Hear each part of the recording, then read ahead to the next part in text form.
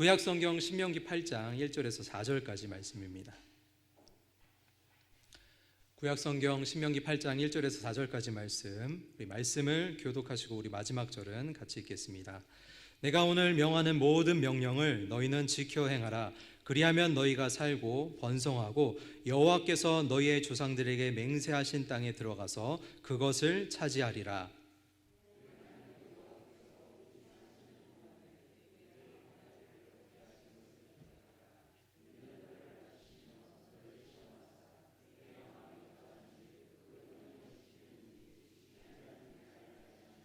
너를 낮추시며 너를 줄이게 하시며 또 너도 알지 못하며 내 조상들도 알지 못하던 만나를 내게 먹이신 것은 사람이 떡으로만 사는 것이 아니요 여호와의 입에서 나오는 모든 말씀으로 사는 줄을 내가 알게 하려 하심이니라. 다 같이 이 40년 동안에 내 의복이 헤어지지 아니하였고 내 발이 부르트지 아니하였느니라.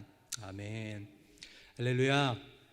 오늘 오후 이 시간도 말씀의 은혜가 있고 말씀을 통해 세워지고 또 말씀을 통해 도전받을 수 있는 귀한 시간 될 수 있기를 주님의 이름으로 축복합니다.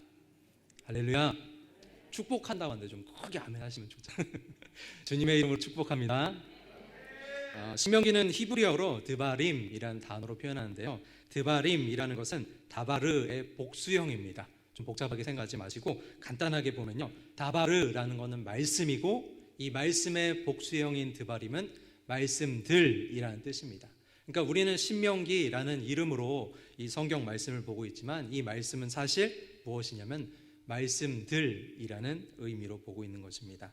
이스라엘 백성들이 이 가나안에 들어가기 위해서 준비하는 단계에 있을 때 모세가 이스라엘 백성들을 돌아보면서 다시 한번 경각시키고 깨우기 위해서 말씀을 다시 이야기하는 것이 바로 이 드바림 신명기 말씀이다라는 것입니다.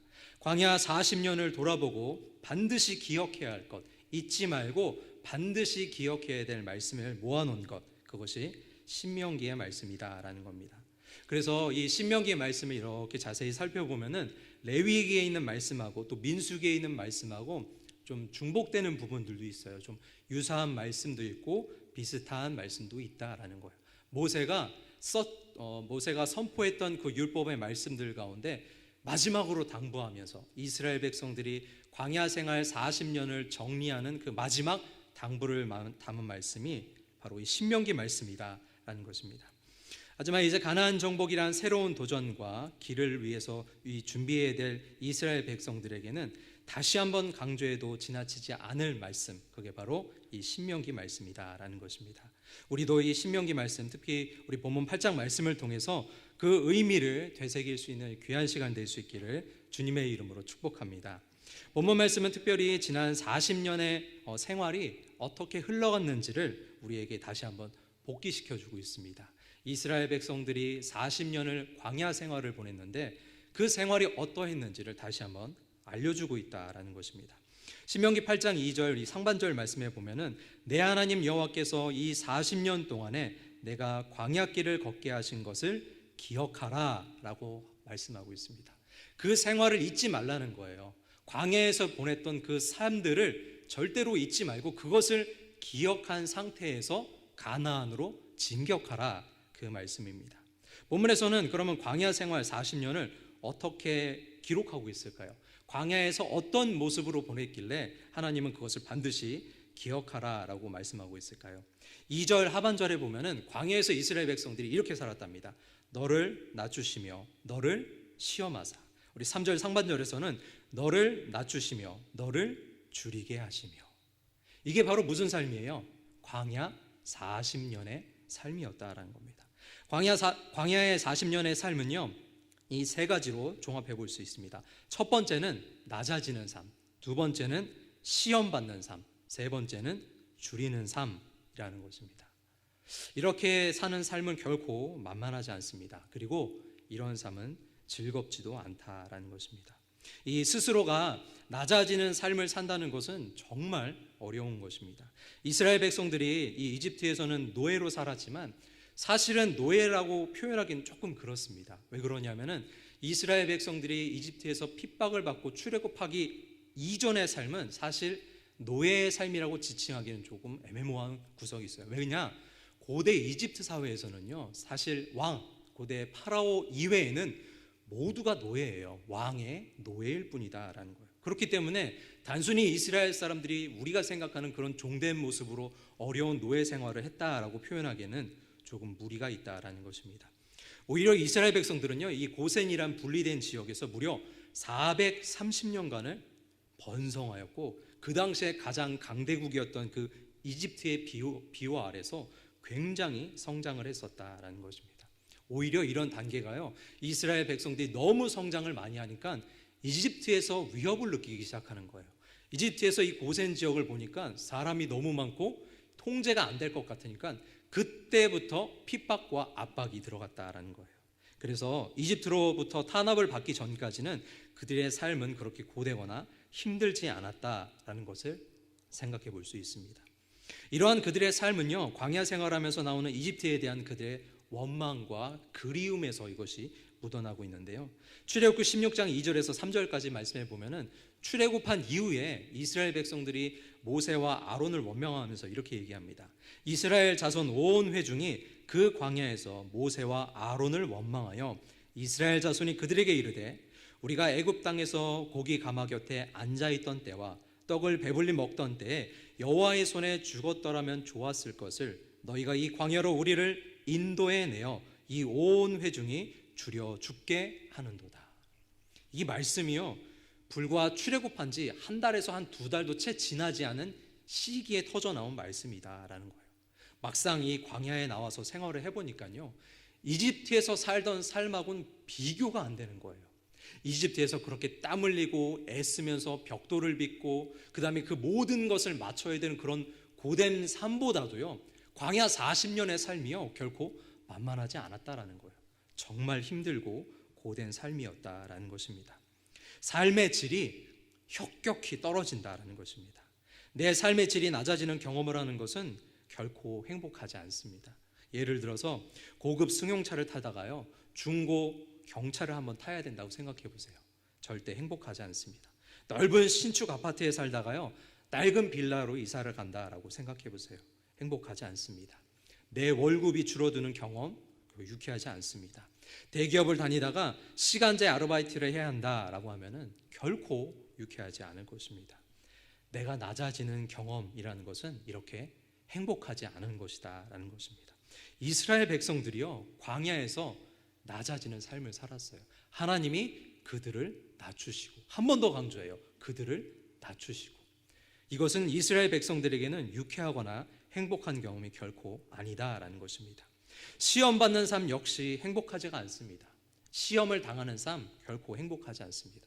사실 이와 같은 문제는요, 현재 우리나라가 처해 있는 상황하고 비교해도요, 우리가 쉽게 이해할 수 있다라는 것입니다. 왜냐하면은 우리나라는 이 자살 문제로 심각한 위기에 직면해 있다고 해도 과언이 아닐 정도로 매우 위중한 상황 가운데 있는 것이 바로 이 자살 문제입니다.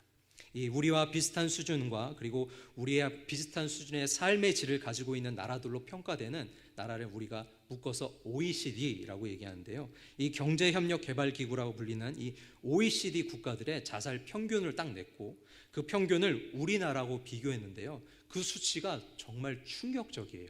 OECD 평균 자살률에 비해서 우리나라가 무려 2.2배가 높습니다. 단순히 몇 포인트, 1포인트 높은 게 아니고요. 다른 나라 OECD 평균 자살률에 곱하기 2.2를 해야 우리나라 자살률이에요. 우리나라에서 얼마나 많은 사람들이 자살로 생을 마감하는지 좀 체감이 되시나요? 특히 청소년 자살률도요, 굉장히 심각한 수준이어서요. 대한민국 청소년들의 사망 원인 1위가 자살입니다. 교통사고나 병이 아니에요. 1위가 자살이다라는 거예요. 이와 같은 문제가 왜 발생하게 되었을까요? 바로 무한 경쟁에 시험받는 삶의 구조 때문이다라는 거예요. 우리가 경쟁을 안 할 수는 없지만 학업에서 그리고 사회에 이르기까지 거쳐야 할 수많은 시험들이 우리의 삶을 행복하지 않게 만든다라는 거예요. 그리고 때로는 시험에 좌절하고 넘어져서 깊은 고민과 우울증 가운데, 고통 가운데 스스로의 삶을 마감하는 사람들이 다른 나라에 비해서 압도적으로 많다라는 것입니다. 시험에 강한 사람이 있기도 하지만 사실 대부분의 삶은 시험받는 삶을 행복하게 느끼지 않습니다. 시험받는다라는 것은 결코 유쾌하거나 행복한 것이 아닙니다. 줄이는 삶에 대해서는 굳이 부연 설명하지 않아도 아실 거예요.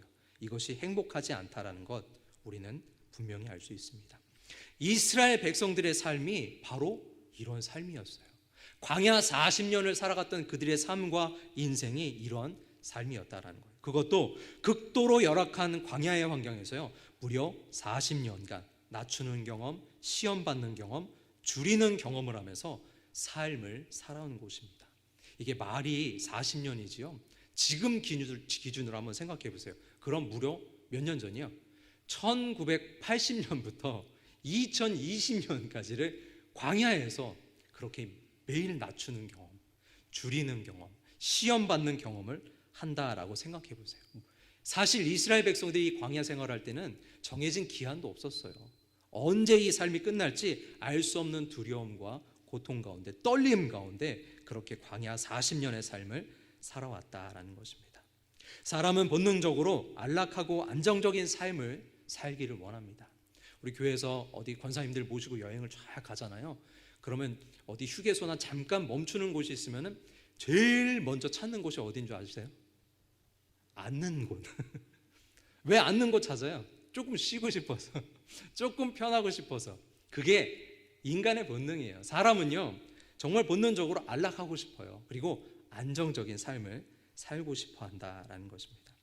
그럼에도 불구하고 하나님은 이런 인간의 본성을 억누르고 이스라엘 백성들을 이런 극악한 환경 속으로 몰아넣으셨다라는 거예요.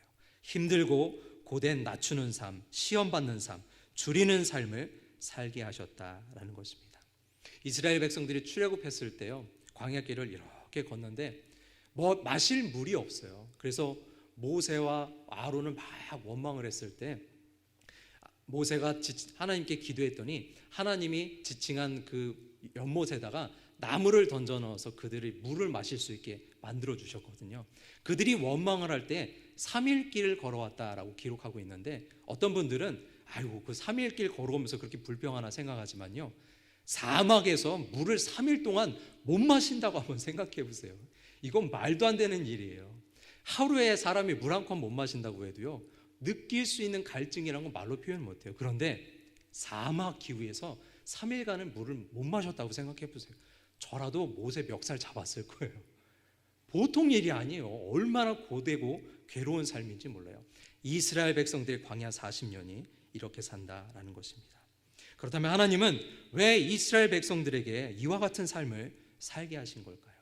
그 의도와 목적이 본문 3절 하반절에 나오고 있습니다. 3절 하반절에 보면은 사람이 떡으로만 사는 것이 아니요 여호와의 입에서 나오는 모든 말씀으로 사는 줄을 내가 알게 하려 하심이니라. 이 말씀 한번 같이 한번 읽어볼까요? 사람이부터 같이 읽습니다. 시작. 사람이 떡으로만 사는 것이 아니요 여호와의 입에서 나오는 모든 말씀으로 사는 줄을 내가 알게 하려 하심이니라. 하나님이 이스라엘 백성들을 왜 힘들게 하신 거예요? 왜 유쾌하지 않은 그 낮추는 경험을 40년간을 매일 겪게 하시는 거예요? 왜 매일 시험받는 삶을 살게 하셨어요? 왜 그 광야에서 목마르고 줄인 삶을 살게 하신 거예요? 이스라엘 백성들로 하여금 우리가 사는 것이 하나님의 말씀으로 사는 것임을 깨우치고 알리기 위한 것이다 라는 것입니다. 이 모든 삶의 어려운 과정은 바로 우리로 하여금 말씀으로 살아야 함을 알리려는 것이다 라는 것입니다. 우리는 숨쉬고 살아가며 삶을 누리는 모든 것들이 사실은 내 노력과 땀의 의지가 아닌 하나님의 말씀 안에 있다라는 것을 하나님이 우리로 하여금 깨우치라라고 이야기하고 있다라는 것입니다. 그런데 이와 같은 것을 깨달으려면, 이와 같은 것을 알려면은 이집트에 머물러 있으면 안 돼요. 이집트에서는 이것을 깨달을 수 없습니다. 이집트에 있으면요, 그저 그 삶에 만족하고 비전도 없고 꿈도 없고 그저 하루하루 만족하며 자족하면서 사는 것이 행복이다라고 스스로 생각하는 인생이 되어진다라는 것입니다. 우리 사람의 관점으로 보면은 경쟁도 없고 고민도 없고 문제도 없고 그저 만족하며 사는 것이 행복해 보일 수 있겠지만은 실상은 그렇지가 않다라는 것입니다. 왜 그럴까요? 이 땅과 하늘이 그리고 이 세상이 하나님의 말씀으로 창조되었고 존재하기 때문인 것입니다. 우리는 그저 눈에 보이는 물질이 존재한다라고 생각할지 몰라요. 하지만 이 모든 것들은 하나님의 말씀으로 인해서 존재하는 것입니다.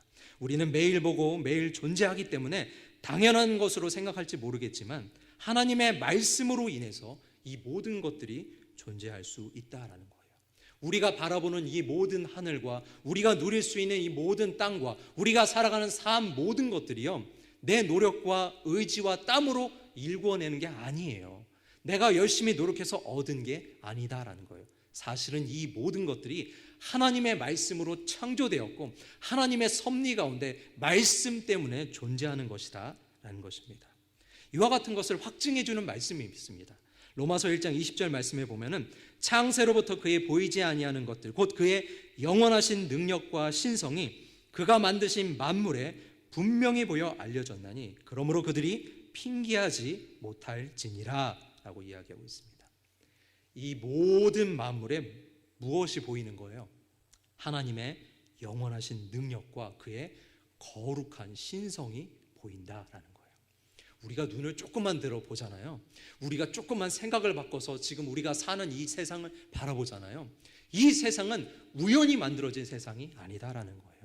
우리가 지금 보고 있는 이 모든 것들은 그냥 물질로 그냥 우연히 생겨난 것들이 아니다라는 거예요.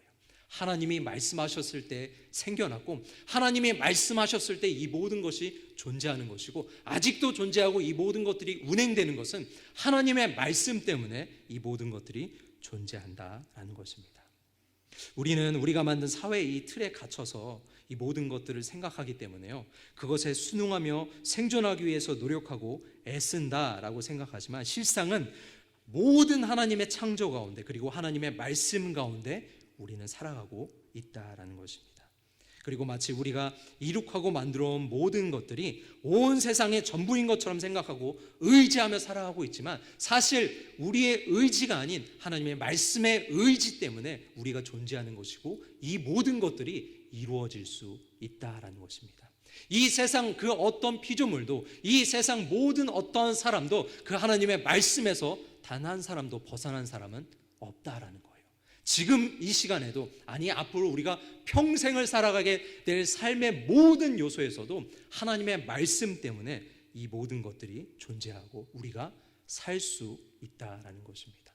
하나님은 그것을 깨우치고 싶은 거예요. 그것을 깨달으라라는 거예요. 그걸 깨닫지 못하잖아요. 그럼 우리가 어떻게 되냐면은 자꾸 내가 이룩하고 내가 살고 내가 쌓으려는 것에 집중하게 되는 거예요. 근데 문제는 뭐냐면은 우리가 그만한 능력이 있는가라는 거예요. 내가 생각한 모든 것 다 이룰 수 있습니까? 내가 계획한 것 모든 그 계획대로 다 이루어져요? 내가 준비하고 내가 노력하고 애쓰고 땀 흘리고 노력하면은 모든 게 이루어지나요? 절대 그렇지 않아요. 전혀 생각하지 않은 일어나고 뜻하지 않은 상황에 빠지기도 하고 정말 말로 표현할 수 없는 어려움과 고통 모든 것들이 우리의 삶과 인생 가운데 있어요. 마치 광야 생활하고 비슷해요. 정말 고되고 어려운 것들이 있다라는 것입니다. 그럼에도 불구하고 하나님은 그런 삶 가운데 우리를 밀어넣으세요. 그 가운데 낮아지는 경험을 하면서 시험받는 경험을 하면서 줄이고 고통당하는 그 경험을 하면서 하나님은 우리가 온전히 말씀을 붙잡고 말씀대로 살아갈 수 있도록 그 환경 속으로 우리를 밀어넣으신다라는 거예요. 당연히 그 환경 가운데 있으면 어떻게 될까요? 하나님을 원망하지 않겠어요? 이스라엘 백성들이 뭐 부족하고 이스라엘 백성들이 뭐 얼마나 악하기 때문에 하나님을 원망했을까요? 그렇지 않아요. 이스라엘 백성들이 뭐 지혜가 부족했을까요? 이스라엘 백성들이 뭐 의지가 박약해서 약했을까요? 그렇지 않아요. 그들이나 우리나 그들의 삶이나 우리의 삶이나 일반 다를 것이 없다라는 거예요. 우리도 그 환경 가운데 놓이면요 제일 먼저 들고 일어날 거예요.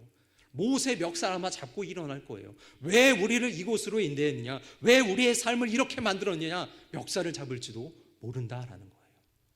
그런데 반드시 기억해야 할 것은 하나님이 우리를 그 삶으로 인도하셨다라는 거예요. 그리고 그 삶 가운데 반드시 깨우치고 알라라고 이야기하고 있다라는 거예요. 이것을 우리가 깨우치지 못하면은, 이것을 알지 못하고 우리가 감내하지 못하면요 우리는 마치 세상에 우리가 만들어 오는 것을 우상을 섬기듯이 살아가는 삶과 인생을 살게 된다라는 거예요. 직장이 나의 우상이 돼요. 나의 커리어가 나의 우상이 되는 거예요.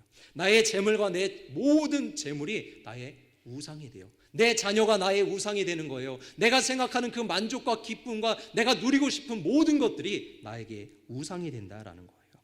그래서 로마서 1장 23절에 보면은 썩어지지 아니하는 하나님의 영광을 썩어질 사람과 새와 짐승과 기어다닌 동물의 모양의 우상으로 바꾸었느니라 라고 경고의 말씀을 우리에게 하고 있습니다. 나는 우상에게 절하지 않으니까 이런 삶 안 사는 것 같아요. 나는 불상 앞에 이렇게 한번 공양 안 드리니까 나는 이런 삶하고 상관없는 것 같이 느껴지세요? 그렇지 않아요. 내 마음에 우상이 있어요. 내가 포기하지 못하고 하나님을 의지하지 못하게 만드는 나의 우상이 내 마음 가운데 있다라는 것입니다. 그런데 이런 것이 얼마나 미련하고 무지한 것인지 모릅니다. 우리가 추구하는 삶의 모든 방향과 목적이 말씀에 근거하지 않는 모든 것, 그것이 바로 이와 같다라는 것입니다. 우리의 삶이 말씀으로 인해서 존재하며 말씀으로 살아가야 함을 깨닫는 이 시간 될 수 있기를 주님의 이름으로 축복합니다. 분명 말씀으로 살아가야 한다는 것은 쉽지 않습니다. 어렵고 힘들게 느껴지고 실제로 굉장히 어려운 과정이에요. 그러나 우리가 반드시 기억해야 할 것은 이렇게 말씀으로 살아갈 때 변하며 만나게 되는 우리의 삶의 모습이다라는 거예요. 보면은 이러한 삶의 모습을 우리에게 이렇게 기록하고 있습니다. 1절 하반절에 보면은 너희가 살고 번성하고 여호와께서 너희의 조상들에게 맹세하신 땅에 들어가서 그것을 차지하리라. 4절 내 의복이 헤어지지 아니하였고 내 발이 부르트지 아니하였느니라. 모든 낮추는 환경과 시험받는 상황과 줄이는 삶에서 어떻게든지 말씀을 붙잡고 말씀으로 살려고 발버둥치고 막 살았더니 우리의 삶이 어떻게 된다는 거예요? 본질적으로 변화가 되었다라는 거예요. 우리의 삶이 변화가 됐어요. 어떻게 해요? 너희가 살고 번성하고 여호와께서 너희의 조상들에게 맹세하신 땅에 들어가서 그것을 차지하는 인생이 되었다라는 거예요. 40년은 그렇게 고되고 그렇게 힘든 삶을 살았는데요, 돌아보니까 내 의복이 헤어지지 아니하였고 내 발이 부르트지 않았다라는 것을 깨닫게 되었다라는 거예요. 무슨 의미인지 말씀의 의미를 아시겠습니까? 그런데 잘 보면은 이런 삶의 본질적 변화는요, 잘 보세요. 이게요, 우리가 추구했던 삶이에요. 내가 누리고 싶었던 삶이에요. 이걸 위해서 애쓰고 이 삶을 위해서 노력하고 이 삶을 위해서 땀 흘리고 이 삶을 위해서 눈물 참고 온갖 모멸과 모독과 막 그런 어려운 시험 모든 것을 이겨내고 이 모든 삶을 사는 이유와 목적이 보니까 말씀대로 살았을 때 본질적 변화된 우리의 삶의 모습이었다라는 것입니다. 한마디로 얘기하면은 말씀으로 살았더니 모두 얻었다라는 거예요. 말씀으로 살았더니 모두 채우더라 라는 것이에요. 한번 따라해 보실까요? 말씀으로 살았더니 모두 얻었더라. 이럴 때는요, 진짜 막 사모하는 마음으로 모두 얻었더라 하면은 다 모두 얻게 되는 은혜가 있습니다. 한번 다시 따라합니다. 말씀으로 살았더니 모두 채우더라. 모두 채우더라. 재밌는 거예요. 인생을 위해서 산 게 아니고 내 삶의 목표를 위해서 애쓰고 노력한 게 아니고 그저 말씀에 순종하고 어려운 환경 가운데도 나를 낮추는 상황을 경험하면서 시험받는 삶을 견디면서 줄이는 환경 가운데서 애쓰며 노력하면서 그저 말씀대로 살려고 노력하고 말씀을 붙잡고 살았더니 내가 뜻하지 않는 나의 삶의 반경이 넓어졌다라는 거예요. 하나님이 얻게 하셨다라는 거예요. 하나님이 부어주셨다라는 것입니다. 이거는요, 기복신앙을 얘기하는 게 아니에요. 말씀으로 사는 것이 삶의 본질이고 말씀으로 삶이 존재하는 것이기 때문에 이와 같은 것들이 이루어지는 거예요. 말씀 때문에 이 세상이 존재하는 것이고 말씀 때문에 이 모든 것들이 살아가는 존재가 온전히 이루어지는 것이기 때문에 우리가 말씀대로 살면 이 모든 것들이 우리에게 올 수 있다라는 거예요. 우리가 이렇게 말씀으로 살아가야 함을 깨닫고 그렇게 말씀으로 살아갈 때 삶 속에서 이와 같은 것들을 얻게 된다라는 것입니다. 신명기 28장 1절에서 10절까지 말씀해 보면은 그래서 너희가 말씀에 순종할 때 말씀대로 살아갈 때 얻게 될 복에 대해서 우리에게 이렇게 얘기합니다. 내가 내 하나님 여호와의 말씀을 듣고 내가 오늘 내게 명하는 모든 명령을 지켜 행하면 내 하나님 여호와께서 너를 세계 모든 민족 위에 뛰어나게 하실 것이라. 우리를 어떻게 하신다고요? 모든 민족 위에 뛰어나게 하신대요. 우리 민족이 가장 뛰어난 민족이 되는데 국가 경쟁력이 높아지고 막 산업이 발달하고 막 부가 창출이 돼가지고 우리나라가 높아지는 게 아니에요. 하나님 말씀에 순종했더니, 하나님 말씀대로 살았더니 모든 민족보다 우리를 뛰어나게 하신다라고 말씀하고 있는 거예요. 왜요?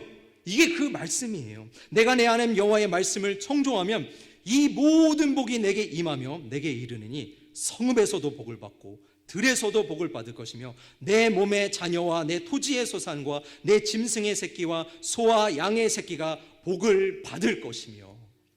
어떻게 복을 받는 거예요? 말씀에 순종하니까요. 왜 말씀에 순종하면 복을 받아요? 이 모든 것들이 말씀 때문에 존재하기 때문에 그래요. 이 모든 것들이 돌아가는 원리가 말씀에 기초하기 때문에 그렇다라는 것이에요. 내 강줄이와 떡반죽 그릇이 복을 받을 것이며 내가 들어와도 복을 받고 나아가도 복을 받을 것이며 여호와께서 너를 대적하기 위하여 일어난 적군들을 내 앞에서 패하게 하시리라.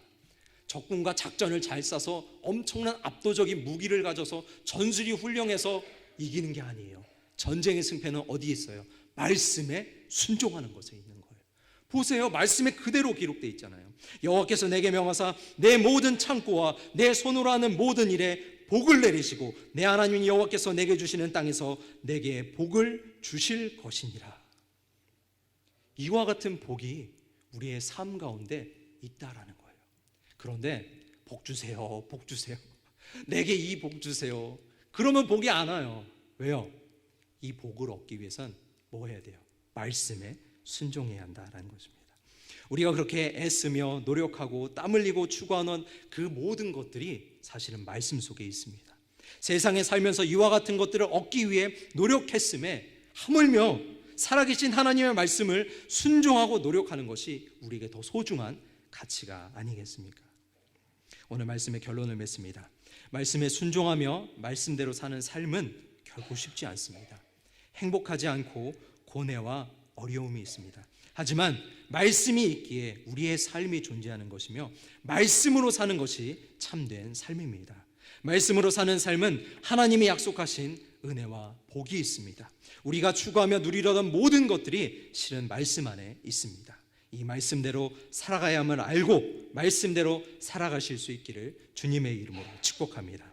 우리 말씀 생각하시면서 찬양하실 때 나의 갈 길 다 가도록 우리 같이 찬양하시겠습니다.